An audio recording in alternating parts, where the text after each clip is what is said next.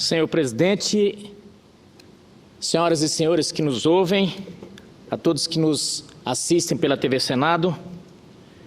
Senhor presidente, eu fiz algumas anotações sobre o que disse a senadora Gleisi Hoffmann, mas é até bom que a senadora Gleisi Hoffmann não está mais aqui, porque já dizia o filósofo Jô Soares, falar mal ficou para falar nas costas, porque na frente causa um certo constrangimento.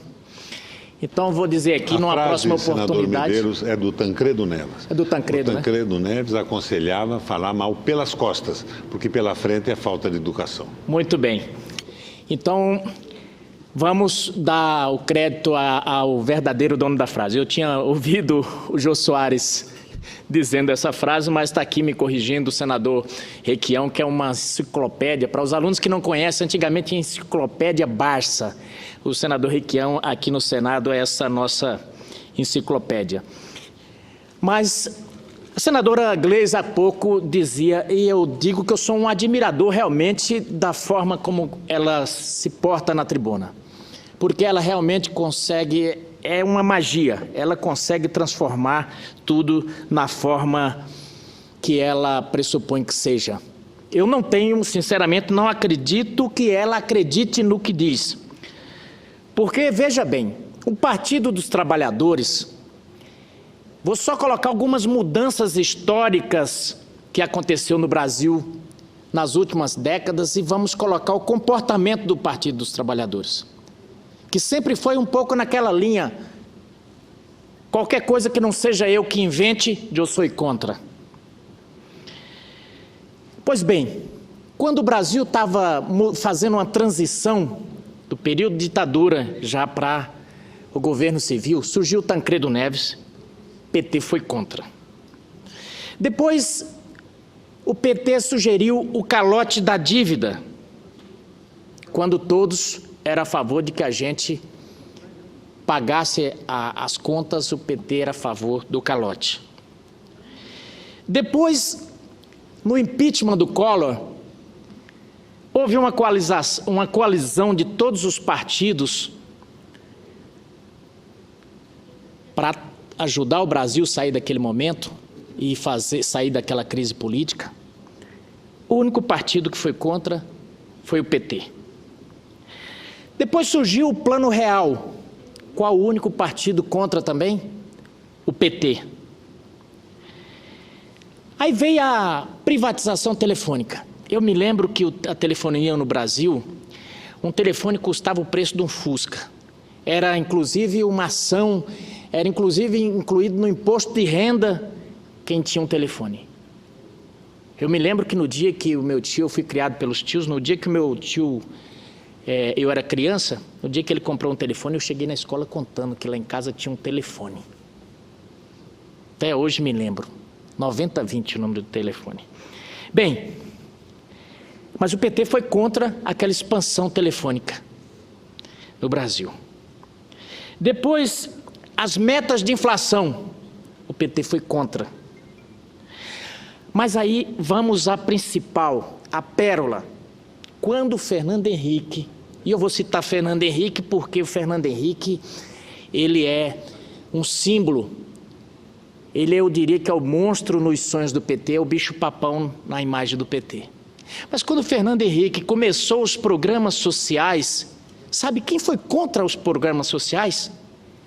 O PT. Sabe o que Lula dizia sobre a Bolsa Família? Que depois se tornou a Bolsa Família? Isso é uma forma de cooptação de votos. Isso é um curral de voto. Isso é querer manietar os pobres. Isso era o que eles diziam. Mas depois fizeram mesmo, copiaram aquelas coisas todas, não deram crédito. Cristóvão Buarque, que deu boa parte das ideias, não foi citado, aliás, foi demitido por telefone, e assim foi. Esse é o comportamento. Não vamos negar aqui, não vamos quebrar o retrovisor e dizer que não houve avanços, que o PT não fez coisa boa, que o PT não tinha um grande líder. Isso está na cara. Não vamos omitir os bons números. Agora, vamos ser sinceros, a Bíblia diz que o diabo é o pai da mentira. mas é porque na época que foi escrita a Bíblia não tinham conhecido o PT. Porque mentem numa disfarçatez tão grande. E aí é o seguinte, eles não colocam Paulo Rocha para vir mentir aqui não. Porque Paulo Rocha com aquela barba, não é esteticamente, mas eles colocam umas aqui com a voz candura, parecendo modelo de Hollywood, e eles vêm aqui e soltam. São os porta-vozes do PT. Põe a senadora Vanessa, que tem uma retórica impecável, e vai transformando aqui vinho em água a todo momento. São mágicos. Mas isso tem um desserviço à população brasileira sem tamanho. Vejamos, por exemplo, o debate da reforma da educação. O que eu vou ler aqui foi do programa do Partido dos Trabalhadores e quem disse foi a presidente Dilma. Propostas de campanha da presidente Dilma. Ela afirmou em 2014: está mais do que claro que precisamos fazer uma grande reforma do ensino médio, começando pelo currículo. É preciso implantar uma mesma base curricular para as escolas do ensino médio, pois só assim será possível estabelecer metas e prazos a serem cumpridos. Também é preciso repensar o seguinte: hoje o aluno do ensino médio tem 12 matérias, o que já é bastante excessivo. Se reprova em uma, ele tem que fazer as 12 novamente. Isso é desestímulo e uma das causas da evasão nesse nível de ensino. Nossa proposta é adotar o mesmo sistema de ensino superior, onde o aluno só tem que repetir a matéria na qual foi reprovado. Além disso, precisamos diminuir o número de matérias e atualizarmos alguns temas de estudo de acordo com a necessidade. Não tenho nada contra sociologia ou filosofia, mas temos que rever essa carga horária de ensino. Essa reforma, e por que a presidente disse isso? Porque essa reforma, ela já vinha sendo debatido há 20 anos ali no MEC. Então ela pegou aquilo e trouxe. Só que o que ela usou no programa eleitoral é o que está sendo discutido agora, é o que está sendo solto aí. E que o PT, PCdoB e Puxadinhos estão debatendo contra. Mais ainda, pega aqueles estudantes, que eu não sei se tem coisa mais perniciosa na educação brasileira, é aquelas figuras sujinhas, que tem 40 anos e andam e ficam nos DCS ali. Aliás, ganham uma sala bonitinha, bem urbanizada da universidade e transforma ela no inferno. Você entra, é pichado, é papel, é a entrada do inferno mesmo. E ali eles ficam, anos após anos. Anos após anos. Completam às vezes 40 e tantos anos e ficam lá. Essa espécie de estudante também prolifera nas escolas. Eles vivem por essa UBS, por essa UMES, e eles são peritos nessas frases de efeito. Eles pegam uma reforma dessa, preguiça tem até de ler, dificilmente leem toda. Eles pegam só o chavão que sai daqui da tribuna, ditos por senadora Vanessa Graziotin, pelos mestres. Pegam o que os oráculos dizem e começam a repetir. Na minha época, essa turma dizia, a bandeira deles era o seguinte: universidade pública e gratuita. Se você perguntasse universidade pública e gratuita, o termo era tão complexo que eles não entendiam. Mas eles repetiam isso, aquela retórica, naqueles discursos inflamados, cheio de frases de efeito, pegado um pouco aqui, misturando uma mistureba de Marx com outros pensadores, que eles nem mesmo tinham lido a orelha do livro. Mas eles proliferam e vai jogando na cabeça das crianças. E aí eles chegam com a retórica dizendo: olha, vão acabar com o 13º, pegam aqueles spams que saem na internet e saem proliferando. Vão acabar com o 13º, vão escravizar seus pais, fazem o discurso do medo, o discurso do caos, e soltam na cabeça das crianças. E agora resolveram pegar como bode expiatório a reforma do ensino. Era tudo o que pediam antes. Um currículo mais enxuto, um currículo que pudesse dar aos estudantes a oportunidade de escolher tudo, inclusive nada, mas eles são contra. Por exemplo, a carga horária no Brasil hoje, a carga horária mínima é de 800 horas anuais. O que a reforma do ensino está propondo? Que a grade seja ampliada gradativamente para 1.400 horas, até chegarmos ao ensino integral. Nos últimos anos, quase todas as campanhas dessas pessoas foram pedindo carga horária integral, mas agora são contra. E qual a vantagem disso? Qual a vantagem de ter uma carga horária integral? Nos países que já trabalham com esse sistema, diz que a evidência é de que melhora o desempenho dos alunos. Por quê? Em determinado momento eles estão fazendo, por exemplo, as disciplinas lá do currículo mínimo. Em determinado momento estão fazendo música, estão fazendo outras atividades. Bem, aí é de se perguntar, como as escolas estão caindo aos pedaços, como está tudo arrebentado, é de se falar, mas Medeiros, como é que vem falar numa utopia dessa, sem que nem o básico nós temos hoje? A grande verdade é que nós estamos gastando, nós temos que ter isso como meta, porque nós estamos gastando em muita coisa que não traz nada de benefício para o ensino. Essa que é a grande verdade. Tem muita coisa no meio e que não está chegando no fim. Eu vi prefeitos dizendo o seguinte, senador Roberto Requião, eu tenho que chegar ao índice mínimo de gastos e eu não sei como fazer, porque está findando o ano e eu tenho que cumprir essa meta. Eu acho que eu vou comprar parquinhos. E ele comprou carretas de parquinhos de plástico para colocar nas escolas. Bem, dá para se ver que nós não temos bem um rumo. E agora nós temos um rumo de como começar a gastar. Alunos cursam 13 disciplinas obrigatórias nos 13 anos hoje. E como é que vai ficar nessa reforma? O que se propõe é que só parte da grade será igual para todos. A outra metade vão ser essas disciplinas que vão poder as crianças, os alunos estarem escolhendo. O ensino médio é dividido hoje, em geral, em 3 anos. Como é que pode ficar? As escolas poderão adotar um sistema de créditos em algumas disciplinas, do jeito que a presidente Dilma estava sugerindo no programa eleitoral, como é no ensino superior. Hoje as redes só contratam, e aqui é o gargalo, o nó górdio da reforma, que eles estão... E esses dias subiu uma senadora aqui e falou efusivamente. Disse, é um absurdo, ela disse aqui, porque exatamente vão acabar com a educação brasileira. Não vou citar o nome dela, para não pensarem que vai ser a senadora Fátima. Mas ela disse aqui o seguinte,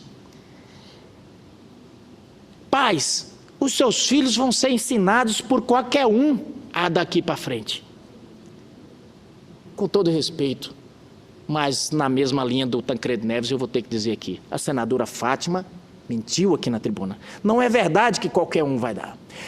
O que está se dizendo na reforma é que o notório saber jurídico vai ser avaliado. E nem só necessariamente os com licenciaturas vão poder atuar.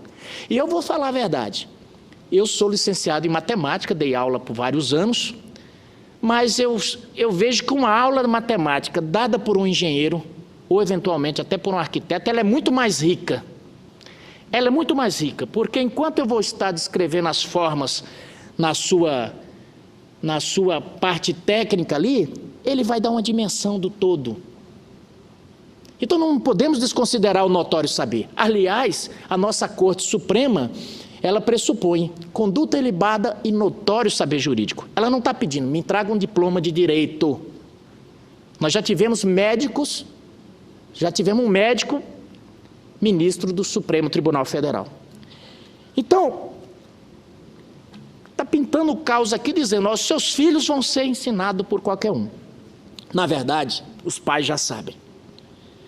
Como está a nossa educação hoje, nós já não encontramos professores de exatas na maioria das escolas. Nós temos inúmeros professores dando aula de outras disciplinas. Eu cansei de dar aula, pasmem, eu sou formado em matemática, mas no fundamental cansei de dar aula de ciência. Sabe por quê, senador Roberto Requião? Porque não achava professores para dar biologia. Tive que estudar como um louco a estrutura celular, a estrutura de uma célula para poder dar uma aula. Então, isso já existe.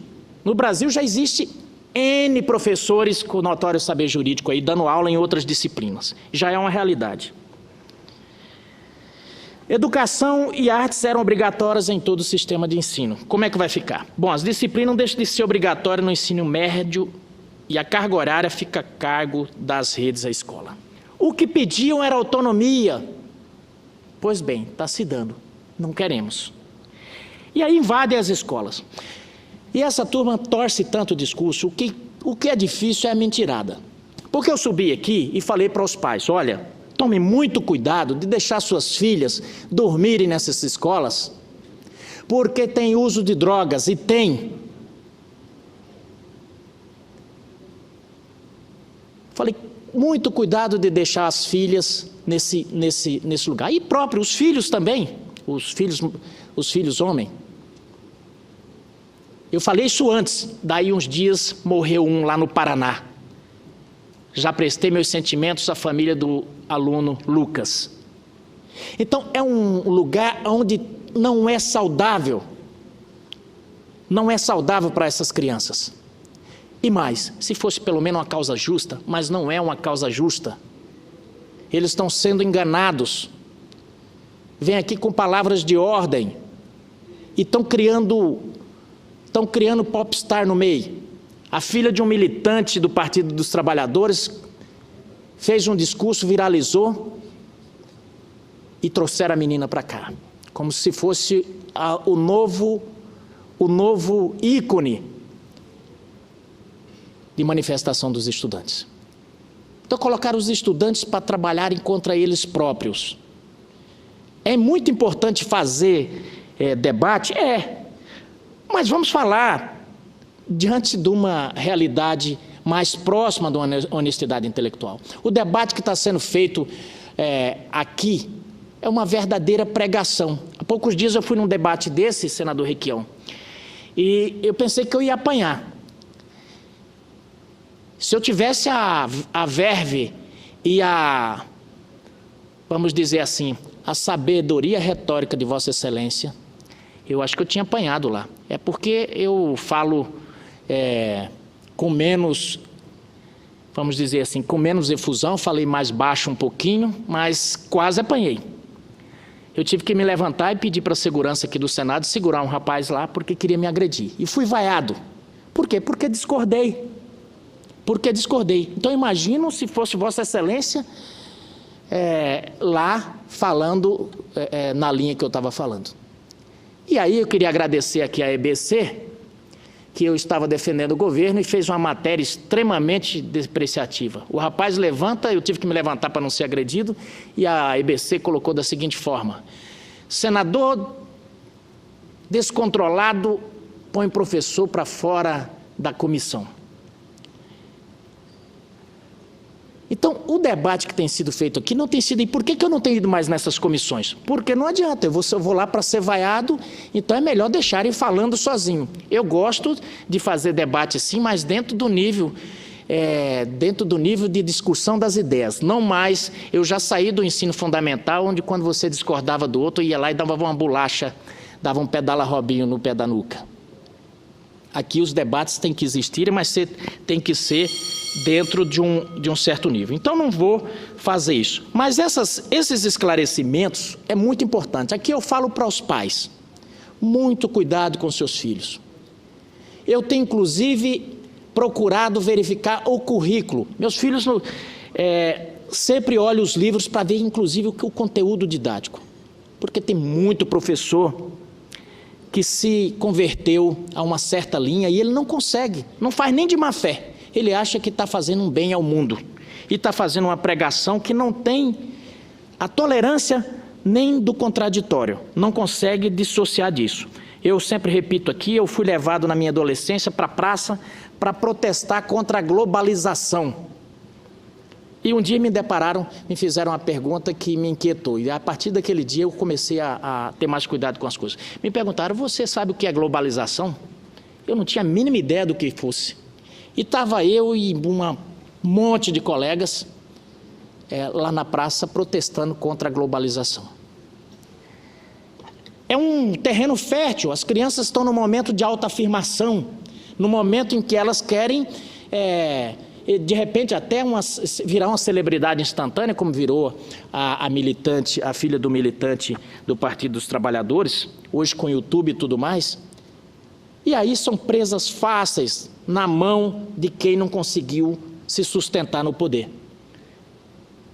Porque agora o discurso que está aqui é como se esse discurso de golpe. Eu concordo com o senador Requião, houve um golpe sim na população brasileira. Houve um golpe porque realmente o que foi vendido no programa eleitoral, 2 dias depois não foi entregue. Tem que fazer justiça também a esse decano, porque ele sempre se contrapôs aqui, e eu respeito quem tem posição, quem tem lado, e não se amedronta de falar. Mas o único golpe que houve foi esse. O resto foi a conjunção política, onde se reuniu tempestade perfeita. Perda da base política, perda das ruas, e aí governo comete crime um atrás do outro. Aliás, o maior réu na justiça brasileira é o governo, incluindo aí os estaduais e tudo. Então pegou onde houve o alinhamento perfeito para que o governo caísse.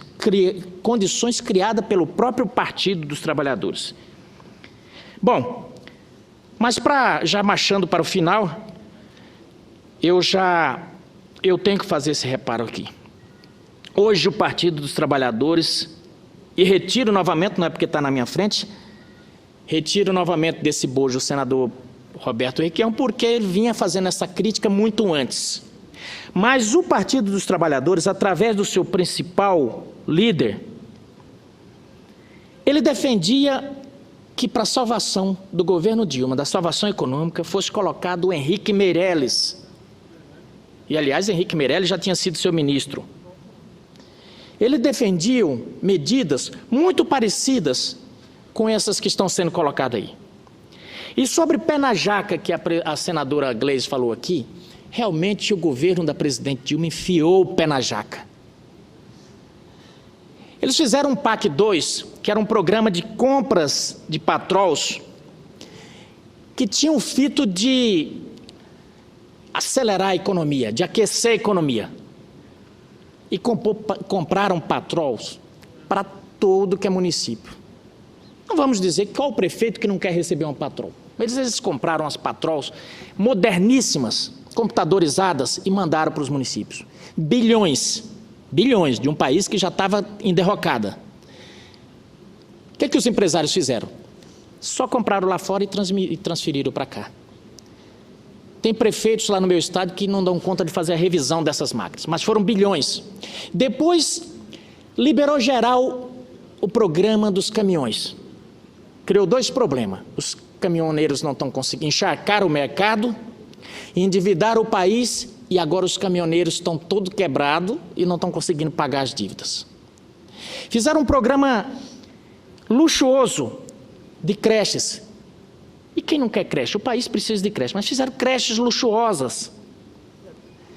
Aí o que fizeram? Hoje tem um cemitério de creches inacabadas e a dívida também vultuosa. E por aí foi tanto. Então foi gastança assim, a presidente enfiou o pé na jaca. Bom, a senadora disse que não sabia, que só em 2015 foram descobrir a crise. Bom, aí que outra inverdade, porque eu não vou ficar falando mentira aqui, que é uma palavra um pouco pesada.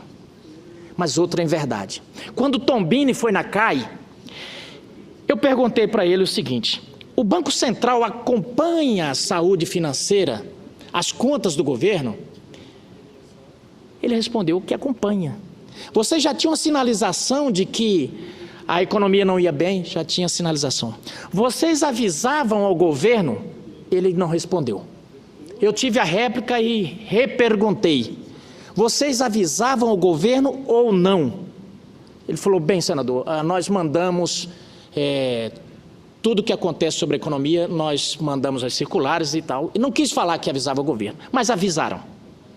A presidente Dilma tinha acabado de dizer que não sabia, que tudo que ela falou na campanha é porque ela não sabia e que não dava para prever. Aqui no dia, sentado nessa cadeira, ela disse também, nós não temos como prever se a economia vai estar boa ou não. Eu não tenho uma bola de cristal. Tem. O Banco Central é a bola de cristal da economia. Então agora estão defendendo principalmente o senador Lindbergh tem defendido e toda a ex-aga do governo da presidente Dilma tem defendido esse modelo de Keynes. Eles falam todo dia aqui, em Keynes, de que você tem que gastar mais para poder aquecer. Tantos outros economistas faziam o contraponto. Você, em determinado momento, pode fazer um gasto para aquecer, mas você não pode ficar aquecendo o tempo inteiro. Ela, em determinado momento, tem que caminhar com as pernas. Então, esse é o debate que nós estamos aqui. Mas é difícil enfrentar quando você enfrenta sofisma um atrás do outro. E o que é sofisma? Vou dar o nome popular. É mentira, mentira pura. No mais, muito obrigado, senador Requião.